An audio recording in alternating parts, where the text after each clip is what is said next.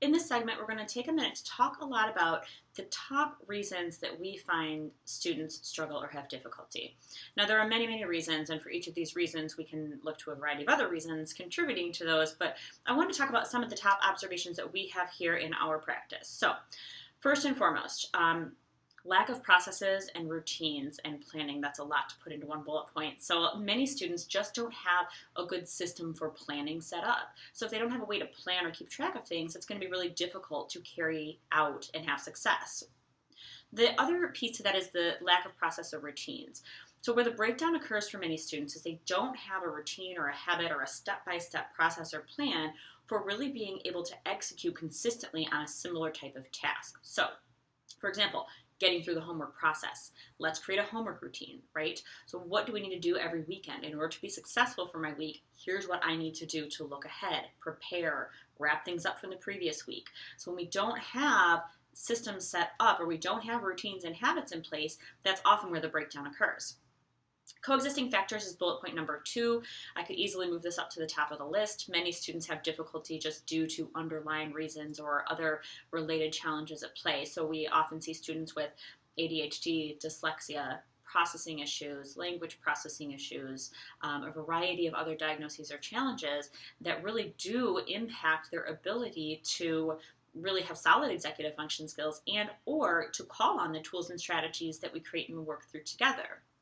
Another piece to that is with regards to some of the mental health components. So anxiety and depression, very, very frequently seen in younger students, and I believe we're starting to see that younger and younger, and that's kind of been our experience here as well. So if we don't address those underlying pieces or coexisting factors, either at the same time or prior to helping students work through appropriate tools and strategies and ways to manage their executive functioning, we're not going to see the benefit or the result because some of those things really do get in the way of their, not only their success, but also their ability to carry out and call on all of these pieces that we've developed. The third point here is trouble with motivation or procrastination. So we have many, many students, and this could be a variety of things kind of impacting that, but a lot of the difficulty comes into play with finding things to distract themselves, either intentionally and or due to a difficulty with self-regulation. Fourth bullet point is overwhelm. Many of our students express being overwhelmed.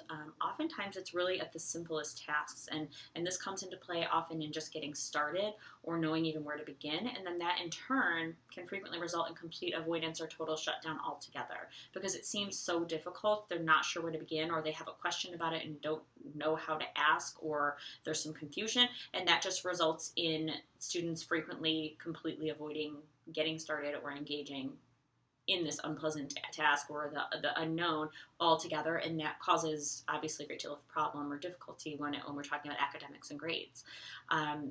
Lack of awareness regarding assignments. This is a big one, and this one is becoming more and more problematic because the nature of academics and the education system is that we have so many schools and teachers moving towards the digital world, which is wonderful because we have fabulous resources available. However, presents a little bit of a problem when we're talking about executive function skills because it's already difficult for some students simply to manage all of the papers that are kind of coming and going throughout the school day. When we throw in that added factor of many things being available and or even submitted online, it becomes very confusing. And as students move on into junior high and high school and college, what we're seeing is a lot of frustration and or lack of awareness, again, about what assignments are due, where are they posted, which teacher's using which platform, are they posting the assignments online, or are they just announcing them in class? How do I turn the assignments in? Are these paper assignments? Are they checked by the teacher? Do I have a turn-in box? Or is it something that's done online? And if it's done online, which website am I using to turn it in? Am I using a Google platform? Am I using an alternate platform? So it can be very tricky and confusing for students when we're talking about just simply even being aware of what the assignments are, where to get them, and how to turn them in, and when to turn them in. Another thing we frequently see is just poor test or quiz performance, and many of the students who come to us for understandable reasons get overwhelmed with the amount of information or resources available and really just don't have a solid set of study skills. And so we work very hard with students to develop processes for each type of of subject or content that they're working with, so that they know exactly for that teacher for that school year how to prepare and how to perform better. And then we also look at kind of that self-regulatory piece and help students to figure out, what went wrong, perhaps if the outcome wasn't what they wanted, and then what actions can I take or what strategies can I try to make improvements for the next time around. So poor test and quiz performance is a big one. It really gets students down, affects their confidence greatly. And lots of times it really comes down to the executive functioning components more so than their ability to actually understand the content. So we have to really separate those things when we're looking at why they're having difficulty and look at, is it truly an issue with understanding the content itself? Is it more of an executive functioning piece of, I don't know how to manage all the information or break it down or study or tie it all together or look at all the fundamentals and kind of pull them together on a larger problem? So is it that executive functioning piece, the content, or is it kind of a combination of both? And then, as I mentioned previously, the lack of appropriate study skills is directly tied to that poor test or quiz performance. So we work frequently with students on creating study processes or study protocols for different subjects in different scenarios. Distractions, obviously a big one.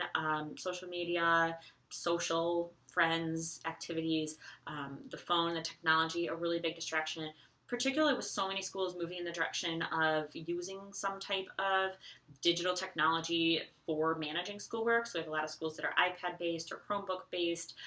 That really does tend to pose a challenge for students who already at that age kind of have difficulty self-regulating, because there's always the internet available. You can always open that tab in the background or get distracted by that YouTube clip or whatever it is that they're into. So the other piece of that distraction is sometimes stress. So students, oftentimes the stress factor comes into play, and that really interferes with their ability to focus because they're so focused on whatever it is that they're stressed out about that they're having trouble actually carrying out and executing the task at hand. So that's a big one, and helping students to learn to self-regulate and create plans for when those distractions arise, and even customizing plans so that we have a different plan for each potential situation is something that we work very closely with them on, so that they really can stop in the moment, get back on track, call on the right tool or strategy, and then realize more success.